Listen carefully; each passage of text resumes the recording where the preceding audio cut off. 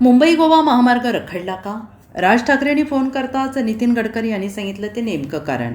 मनसे अध्यक्ष राज ठाकरे हे रायगड दौऱ्यावर आहेत. ते मुंबई गोवा महामार्गाची पाहणी करत आहेत. त्यांचा ताफा या महामार्गावरून जातो आहे. यावेळी महामार्गाच्या कामाची पाहणी ते करतील. यापूर्वी त्यांनी माध्यमांशी संवाद साधला आणि हा महामार्ग आणि तिसऱ्या मुंबईवरून सरकारवर निशाणा साधला.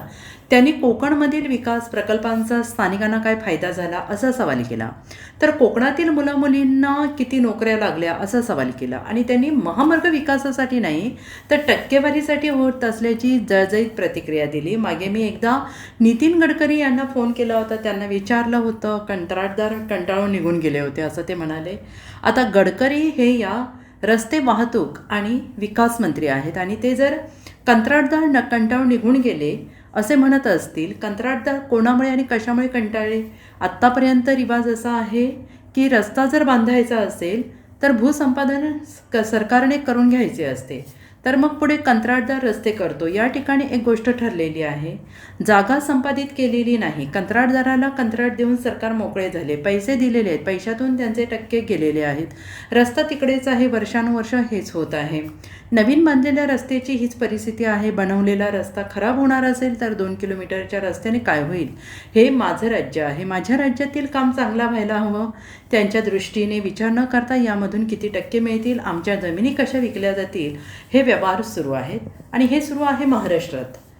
मागे मी एकदा नितीन गडकरींना मी फोन केला होता या बाबतीत.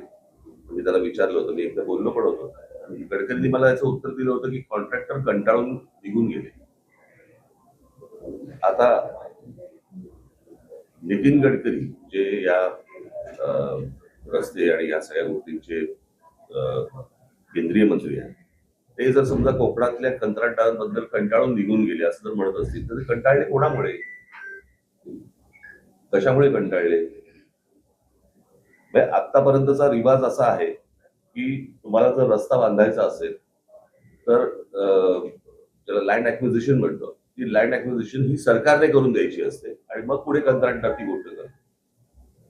हे सगळे रस्ते करत असताना प्रत्येक वेळेला हाच प्रॉब्लेम आलेला आहे की जागा संपादित केलेली नाही.